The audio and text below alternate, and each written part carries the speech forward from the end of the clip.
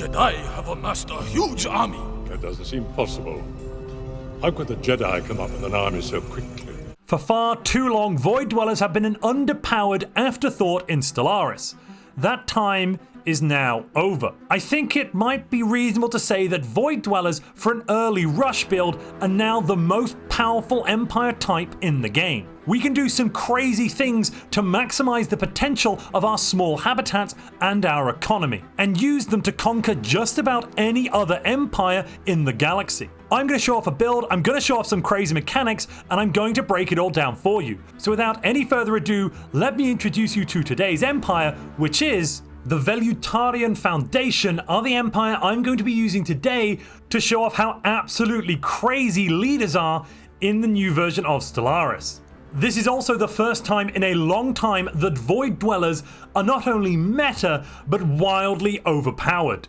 Void Dweller in previous patches has had some issues. When you start the game, you can have some issues with amenities on your habitats, and then you also have some pop growth issues as well because your housing level is so low. But that's not really going to be relevant for this playthrough. We're going to be cheesing the mechanics to do something absolutely broken, in my own humble opinion. So Void Dweller starts off the game with 3 orbital habitats and the technology to build more. We'll also get the special Void Dweller trait giving us 15% pop output on habitats, and then some other negative modifiers like reduced pop growth speed, lower output on non-artificial worlds, and a massive -30% happiness reduction on non-artificial worlds. So our species can only really live on habitats. But that doesn't matter because we'll only put them on habitats. We also get the hydroponic farm technology, which is quite nice, and all of our hydroponic farms have +1 farmer job. That's kind of irrelevant. Habitat administrations will replace politicians with colonists, so our amenities shortages at the start should not be that severe. When looking at the rest of our traits, we're of course going to go with Incubator, which will almost never give you negative pop growth as a Void Dweller. You simply can't get enough pops on your habitat, and will give us massive pop growth bonuses to begin with. Non-adaptive for a Void Dweller is basically a free pick, and the same is true of Unruly. I'll of course take Thrifty for that extra juicy trade value because trade habitats are still very powerful, and Intelligent just for some extra research. Moving over to look at our civics and ethics now.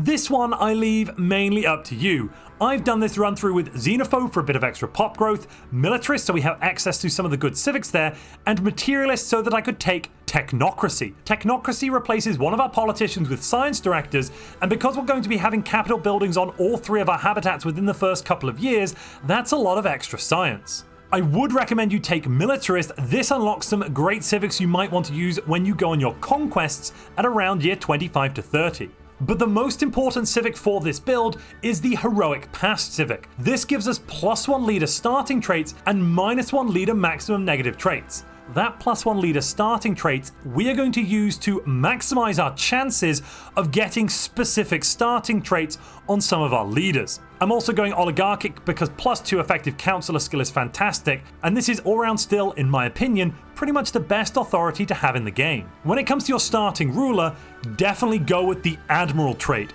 This will be very, very useful. Having at least 2 admirals on your council will help out this build. In terms of the trait you choose, Eye for Talent can be nice to boost that leader experience gain, but something like Warlike is completely acceptable as well. Boosting up that ship weapons damage or increasing our nav cap with Fleet Organizer can be really good. I'll also do a bit of a playthrough. These are the settings I'm using in this playthrough if you'd like to do it at home yourself. Importantly, note we're having Grand Admiral with a scaling year of year 50. This build is entirely centered around your leaders, so you are going to need to look at your leaders and make sure you get good ones. The important leaders we're going to be checking for are our governors, as our governors are going to be giving us some traits that we will be able to stack because we have 3 habitats, 1, 2, and 3, all in the same system here, meaning we can get at least 3 governor traits that affect this system. Right out of the gate, you're going to want to take Aptitude and then take the Empire Needs You. The +1 leader capacity is essential to maximizing our chances of success. After that, the choice of traditions is entirely your own. I'd probably recommend Mercantile to get your hands on those juicy merchant jobs, and then start filling out Supremacist because this is the aggressive war tradition. Your council will also be key to your success. Make sure to expand the council first as your first agenda to unlock an extra slot, and then go for leadership conditioning. This will, when we complete it, give us plus 10% leader experience gain, which is nice, but more importantly, all of our level 1 to 4 leaders will entirely gain a skill level, putting them, if they're at level 3 as you can see here, up to level 4.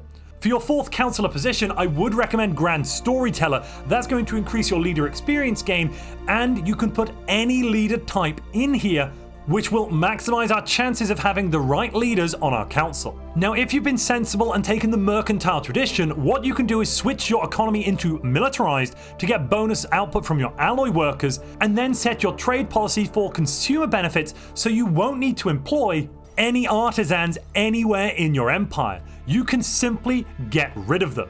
And this allows you to focus on the important work of generating alloys. Do make sure to build a 4th habitat as soon as you can. Buying a few extra alloys from the market and pushing our economy towards the alloy focus that I just spoke about will really help with this. We want this additional habitat mainly because it unlocks another leader slot.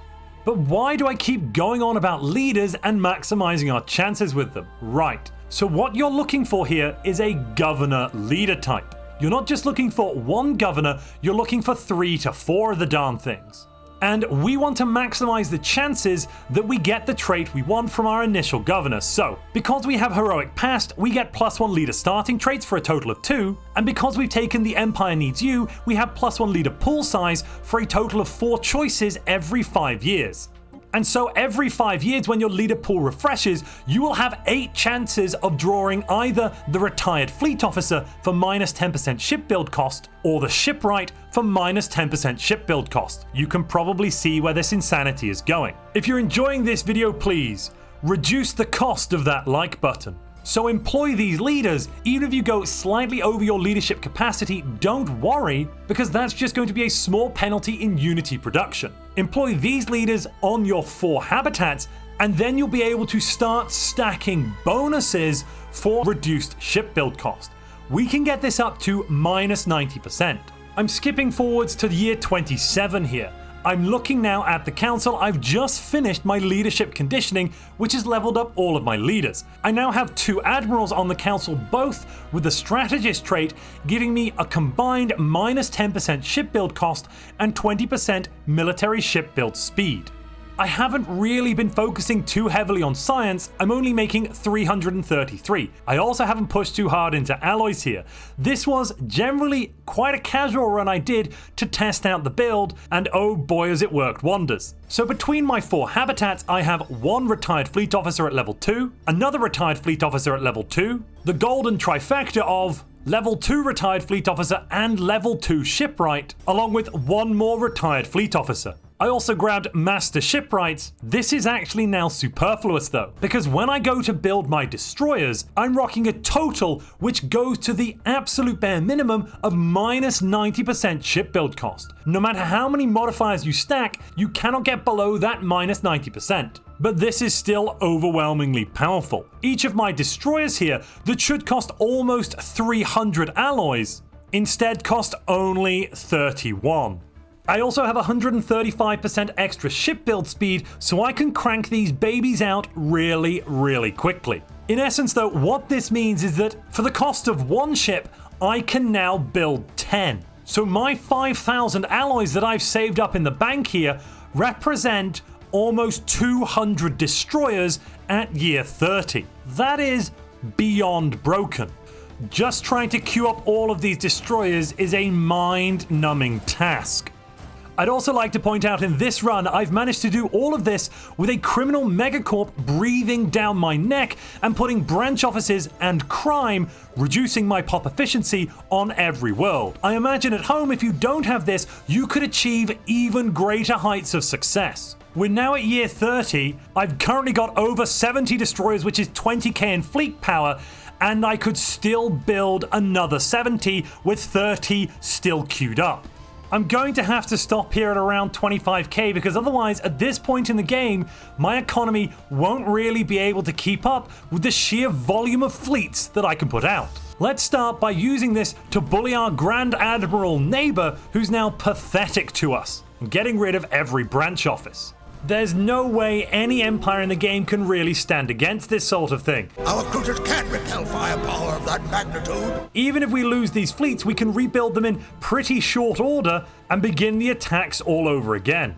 That shut down the enemy branch offices. Realistically, I would have preferred to probably take them as a tribute, but now I've got the fleets, I can tributize anyone. And you notice we went for that agenda military build-up earlier. Well, the ship build cost is superfluous, but when we fire this bad boy, we get minus 20% ship energy upkeep for 10 whole years. That will completely help stabilize your economy along with the vassals, the conquests, and the like. But what do you think about Void Dwellers in the current Stellaris meta?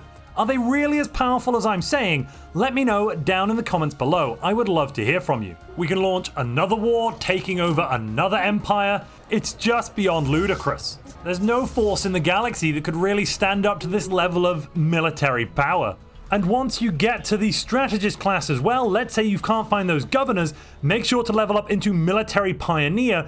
You might even get this one a bit earlier. It does the same thing as strategist. Minus 5% ship build cost and plus 5% ship build speed. Cruisers here are only 103 alloys. It's just simply broken. I'm supporting this massive fleet with only about 30 alloy production per month net. There's just one last extra massive station here to get rid of, and then we'll have completely eliminated the criminal megacorp here to our east. We'll have 1, 2 vassals, and at that point the galaxy is basically our oyster. And there we have it.